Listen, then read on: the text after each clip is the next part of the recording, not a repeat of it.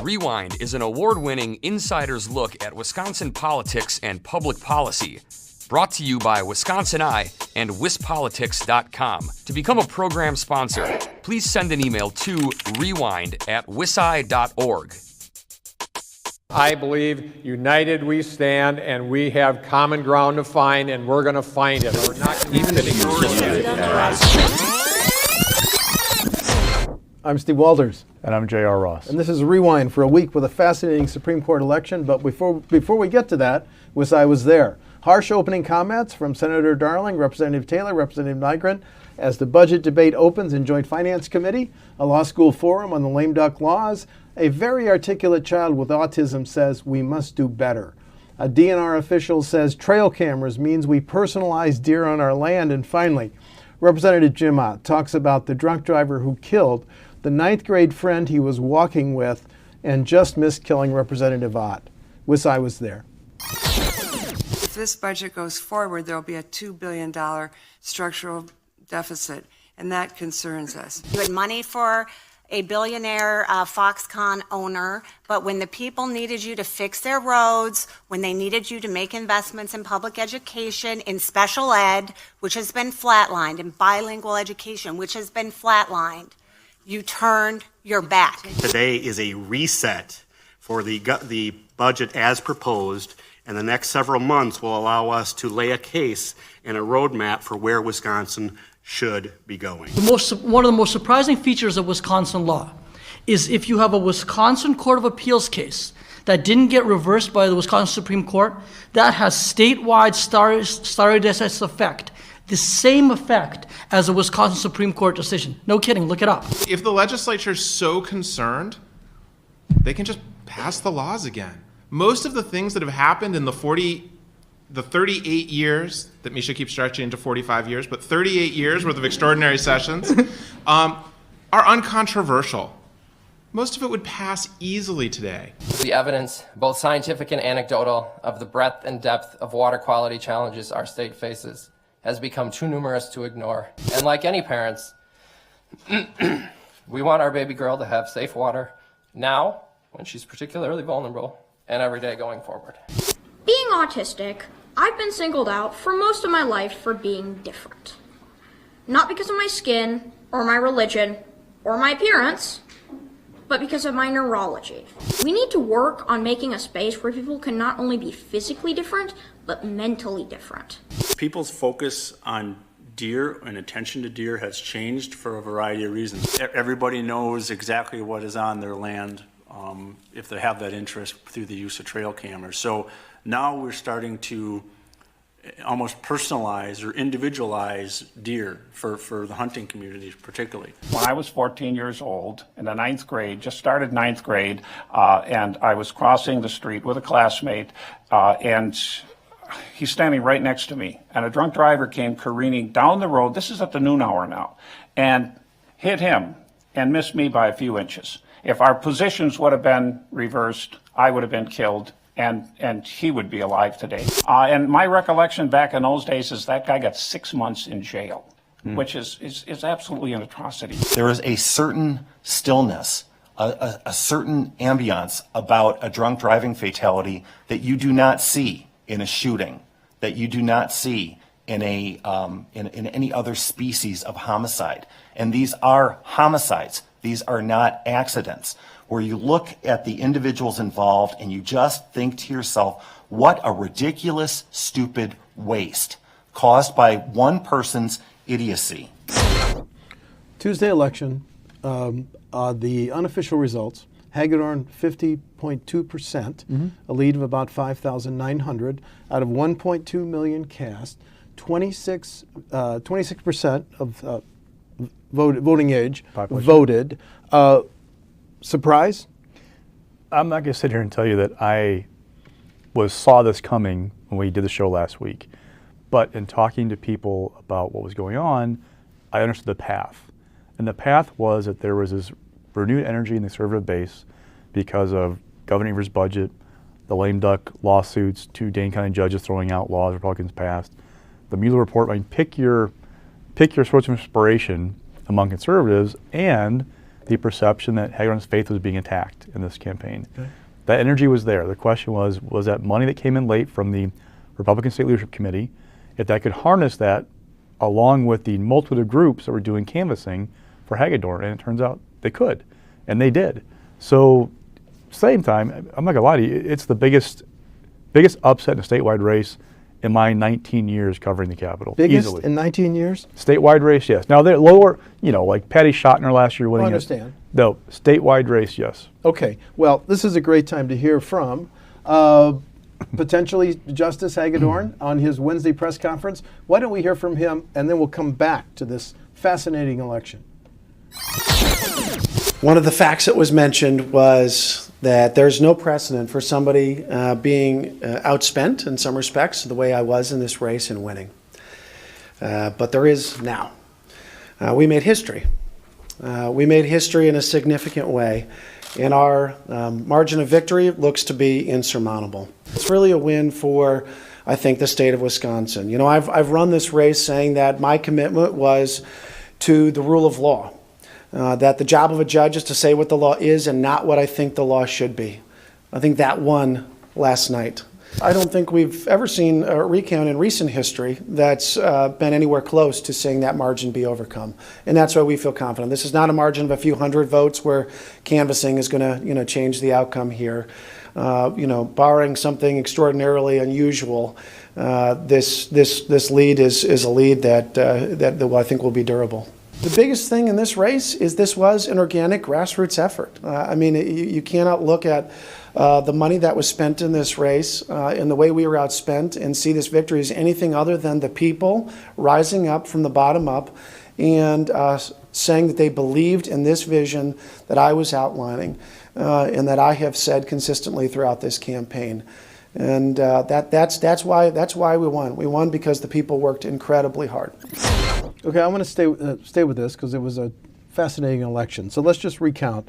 At the moment, unofficially, Judge Hagedorn has a 5,900 vote lead, which he calls insurmountable. We heard that. He was outspent. Both his campaign and third-party groups were outspent by the Neubauer and third-party groups supporting her.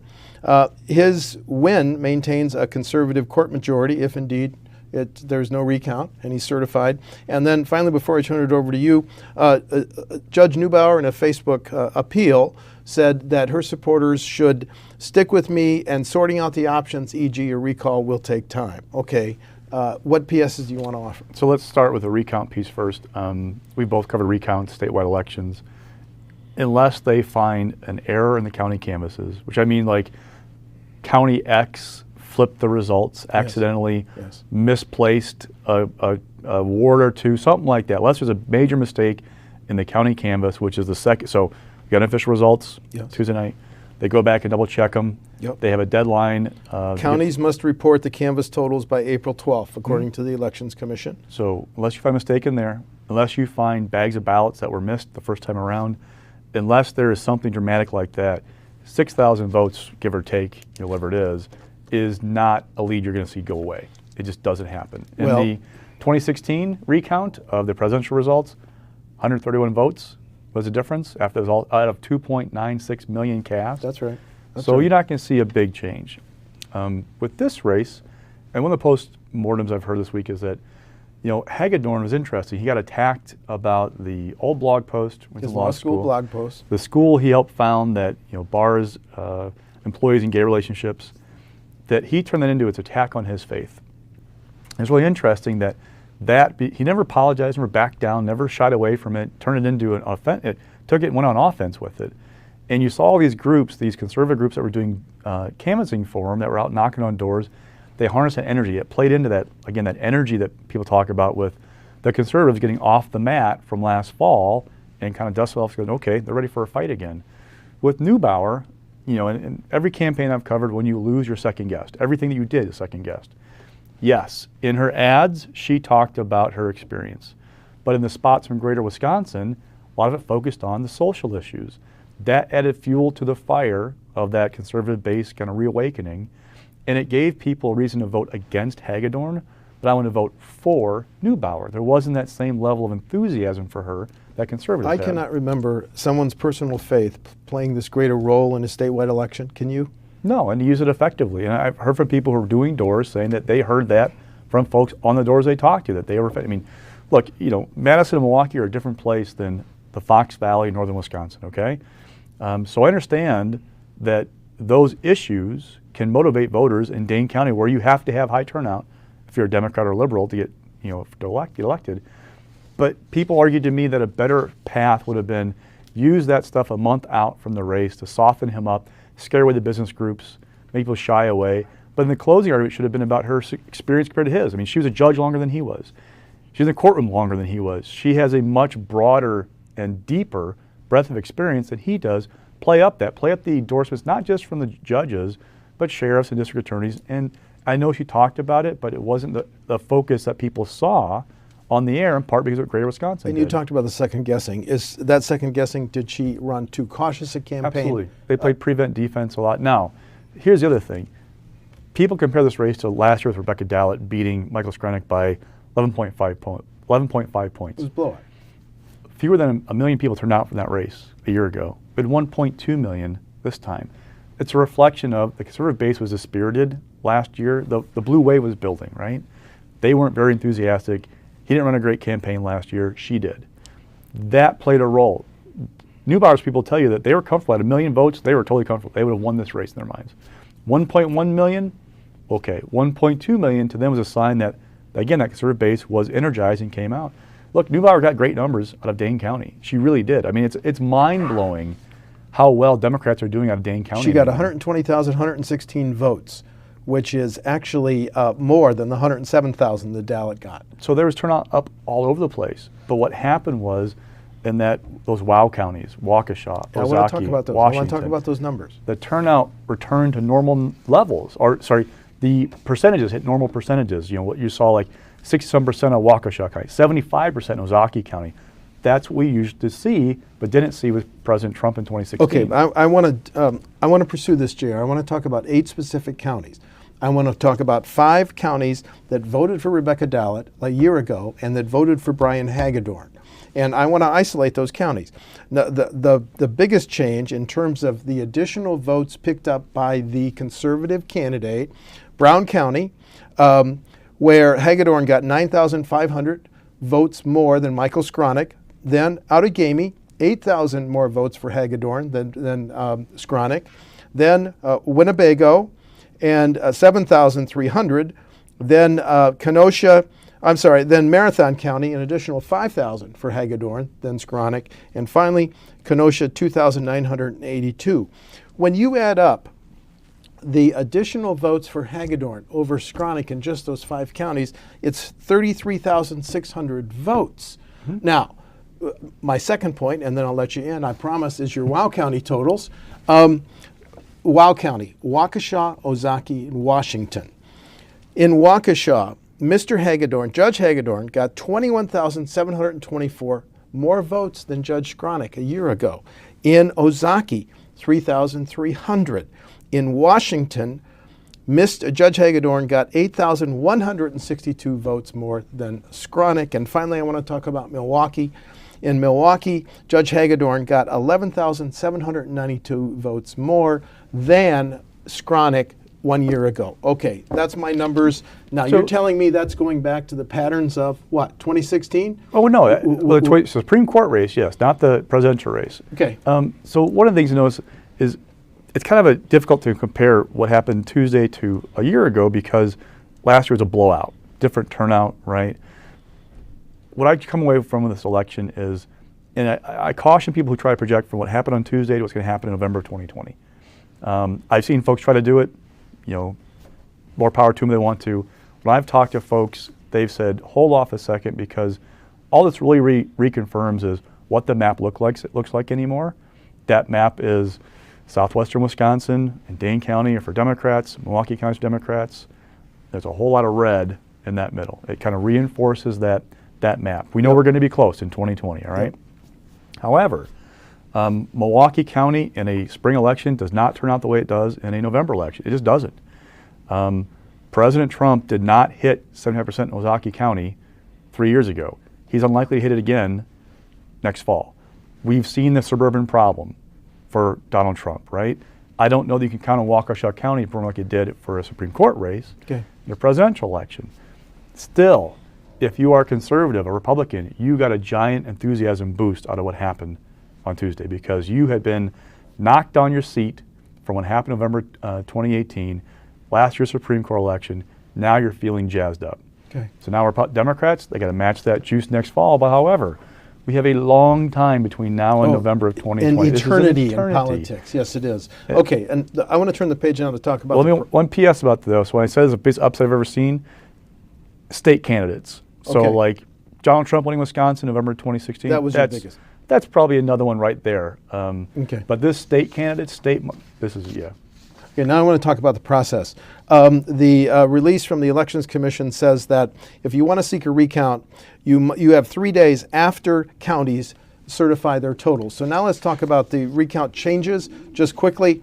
After Jill Stein in 2016 got 1% of the vote, she was able to demand a recount. She paid $2 million for that. Then the Republicans changed the rules. The loser can only seek a recount if the margin is 1% or less. Point 1, the recount is free. Only if the loser's margin is within 1/4 of 1%. Between 1/4 of 1% and 1%, loser pays recount costs. Judge Neubauer is seeking money. It's fair to ask, how likely is a potential recount? Maybe. I mean, I'm sure she'll be able to raise the money if she wants to seek one. The question is, again, can you really expect the results to change at 6,000 votes? Likely not. Oh, by the way, Judge Neubauer, there's an election next year if she wanted to run again. Also, her appeals court seat, I believe, is up next year. So if you drag this out, does it harm your long-term prospects? Okay. Something to watch. Okay. Now, I'm coming up with this. A new state model is too close to call. And so I'm justifying it by Justice Prosser after a recount for the Supreme Court, won with 50.1% of the vote. Republican Governor Scott Walker was reelected with 52 in 2014. President Trump won Wisconsin, as you alluded to, with 47.2% of the vote. Tony Evers was elected governor with 49.5% of the vote, and appeals court judge Brian Hagedorn may have just won the seat of Justice Abramson with 50.2% of the vote. Does this spell purple? Yeah, I mean, the exceptions have been... What a polarized state. Barack Obama is the exception to the rule, right? I mean, he won the state by 7 points in 12 and like 14 and 8. And you alluded to the Dallet victory. Dallet.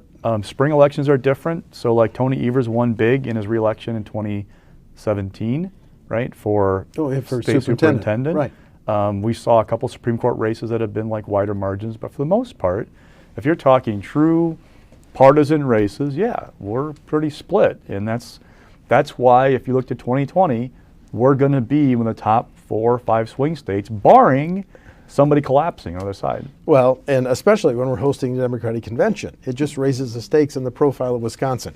Okay, moving on, but what a fascinating election. Did you hear, you and I listened to a lot probably of the budget briefings. Did you hear Republicans say one nice thing about Governor Evers' budget? Not many. I heard one senator thank a cabinet secretary for calling him back on a Sunday. Beyond that, I mean, they went after the keystones, the centerpieces of the governor's budget. Even Senator Luther Olson, chairman of the Senate Education Committee, says we don't have an additional $1.5 billion to spend on K-12 schools. Then they questioned whether driver's licenses should be issued to someone who's undocumented. They jumped all over, as we'll hear in a minute, the governor's plan to decriminalize possession of up to 30 grams of marijuana. And they were all over Secretary Palm about expanding Medicaid coverage. And interesting, this dialogue over the minimum markup and whether it would offset the 9.6%, 8 cents he wants up front, and then you index and it gets you to 9.6%. I can't think, what were the markers that Republicans on the Joint Finance Committee were laying down this week in budget pretty much briefing? everything that Evers wants is going to go. What's interesting is, and I just had this conversation a little while ago, somebody told me about that for almost every member on finance, well, most of them, Republican member, they're now just getting used to playing offense. For the last 8 years, every time they had a hearing, they were deferring to the Walker administration. It was the Democrats going on offense, trying to pick things apart. they're getting used to like the new dynamic. It's Right. not their budget anymore, or their party's budget coming out of the governor's office. It's the Democratic budget coming out. So that's a different dynamic in that room than what I'm used to seeing the last 8 years. It'll be interesting to watch again the process going forward. What's this mean for reaching a compromise? Maybe. Oh, which is a great time to hear from segments of Joint Finance called in the secretaries of the most important agencies. So let's hear some of that back and forth. Listen closely to minimum markup, the question of Secretary-designate Craig Thompson. Will repealing that wipe out the 9.6%? And listen to Senator Tiffany, then Senator Erpenbach on marijuana. Can we please hear that? Marquette poll said that Wisconsin's on the right track, and a lot of the reforms that we instituted are in place and are working. I'd like to also point out that there's over $6 billion of spending in this budget. Our taxpayers had told us they want us to live within our means and they want us to balance the budget responsibly and not have deficits. If this budget goes forward, there'll be a $2 billion structural deficit, and that concerns us. You all ran on it. Your colleagues ran on issues of fixing roads, of funding public education, of making sure people had access to health care. So now the rubber meets the road, so to speak. You have an opportunity now to vote for a budget that reflects those priorities. You have an opportunity now to use $1.6 billion in new federal money that you refuse to use to expand access to health care for people with disabilities, for our seniors, for our children, for women, for families.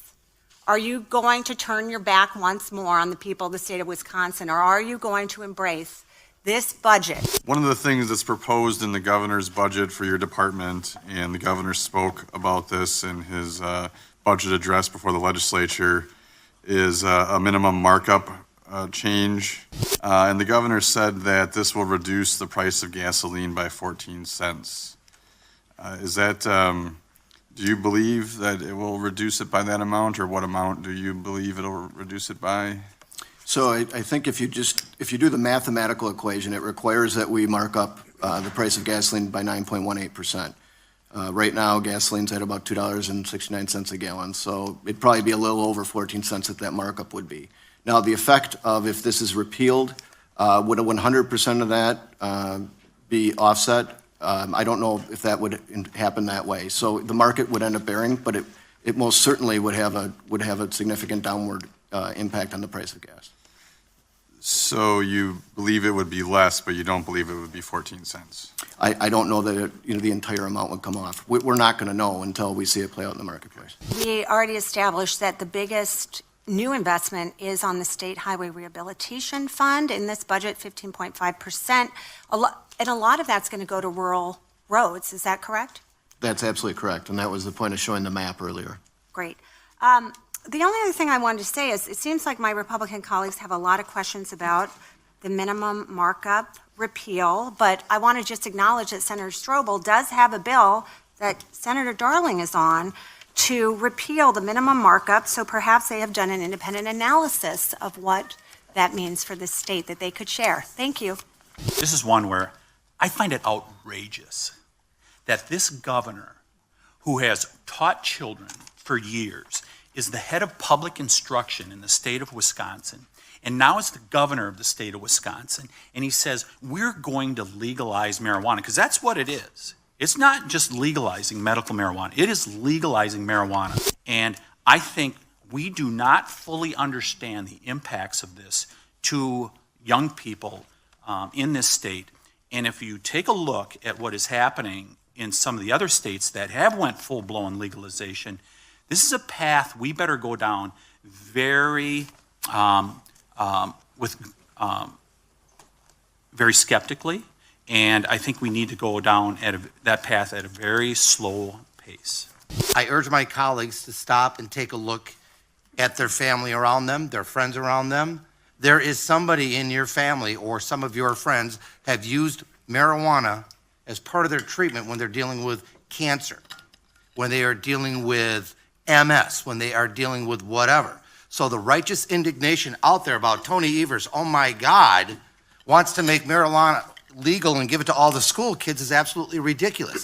So again, this is not a we're just going to shove pot onto everybody. We have to be adults about this discussion. We really, truly do. Listen to the people who have used it. Listen to the family members who have had to put themselves in difficult situations to go out and get it for their mom or their dad or their son or their daughter. So I'm glad that this is in the budget. Before we do your stock picks, let's just note for the record that Wisconsin is officially out of the federal court lawsuit filed in Texas, now pending before, I think, Court of Appeals in New Orleans to void the Affordable Care Act. Of course, former Governor Walker, former AG Schimmel had filed that suit. The lame duck law said Wisconsin could not withdraw without legislators okay, but after Judge Neese said void, Governor Evers and Attorney General Call asked to withdraw, and significantly, the federal judge did approve us getting out of that lawsuit this week. So that's a big deal because now President Trump says he's not going to try to reform health care, and the only window for expanding Medicaid is under the Affordable Care Act. Okay, enough of that. Your stock picks. So Eric Genrich and Satya Rhodes-Conway are rising. One run the mayor's race in Green Bay, one in Madison. Right. Let's start with Madison, change election. Paul Sagan had been mayor off and on since basically I had been on this earth. 1967? Well, I was in the city council, I think 71-ish. 71, okay. 73. I was born in 73, so yeah. But so she represented change, doing a different direction. So that's part of why she won. Genrich talked people up in Green Bay so that he focused not on partisan issues. Now, this is a former Dem lawmaker, member of the Assembly. They didn't focus on partisan issues, focused on the budget, roads, parks, infrastructure, fixing the Green Bay budget. One big, 57%, which is, for a Democrat in Green Bay, that's pretty good for a mayor's race. Well, and also, just to PS on that, Eric Genrich and Corey Mason are kind of symbolizing young Democrats who want to move up, but they had been in the minority in the state assembly, so they chose to run for mayor. There's also a bit of a generational change. I mean, Mr. Soglin is 70-something, and absolutely the new mayor of Madison is not, and Genrich is not he's younger than outgoing Mayor Schmidt. Yep, and I was told that don't look for Eric Genrich trying to move up and run for something else. He's going to start to be mayor for a while. Don't expect to run for state senate or Congress anytime soon. He's focused on that job. Okay, and mixed. So Daniel Kelly, so we talked last week about the dynamic forum with what we thought was going to happen in the Supreme Court race. Now it's a totally different dynamic. The question is still there.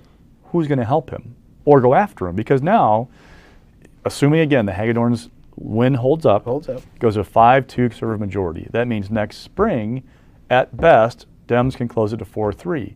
So are they as motivated to spend money in that race? For conservatives, do you feel juiced up because of what happened on Tuesday, or do you go, look, if there's a Democratic primary for president going on same time as this race, there's just no way. Because if you're talking look, go back to 2016, there were roughly 1 million Democratic voters for the president's primary, 1.1 million for Republican primary. Rebecca Bradley got about 1 million votes, Joanne Kloppenberg about 900,000, right? Both saw that drop off. If we have 1 million people turn out in the Democratic primary for president next year, and 500,000 vote for Kelly who voted for Hagedorn, that's not a contest, right?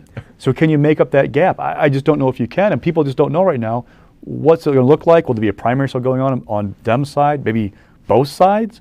And who wants to spend the money with the dynamic that's going on? Okay, and just a quick PS. The only announced candidate against Kelly, assuming Justice Kelly runs, is Marquette Law Professor Ed Falone, who ran and lost against who is now the Chief Justice Rogansack. Many others will kick the tires in that race, I promise you. Okay, and then falling? So teacher salaries, so WIAC gave me numbers this week.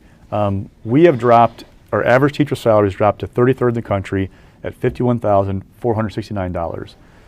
That was of 17-18. 2010-11, we were number 18 at $54,195. A loss of $3K? Yes. Now, WIAC attributes that to Act 10, right? It changed the rules about collective bargaining, everything else was going on.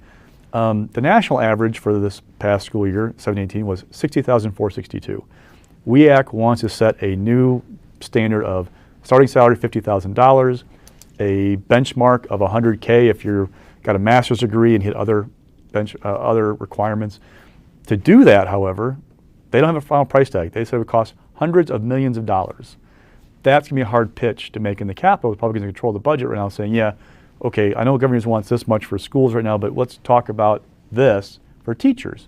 Not saying they don't deserve it, but they want to take a piece of what's out there right now in this budget to begin the process and then phase this in over time. Starting pay at $50K for starting teachers, and eventually, as you get more credentialed, $100,000. That is a target. Non-starter in the Republican. That price tag is going to be a tough sell. Yeah. Okay. Let's look real quickly. The week ahead, at some point, maybe this afternoon, we're going to get a Court of Appeals order dealing with the 15 appointments that the governor did not reappoint. That's coming. We could get a decision from Judge Neubauer on a recall next week. And WisconsinEye is in Janesville covering the Joint Finance Committee budget hearing, and we'll be there next Wednesday in Oak Creek. We're in Janesville today, Oak Creek next Wednesday. I'm Steve Walders. And I'm J.R. Ross. That's Rewind for April 5.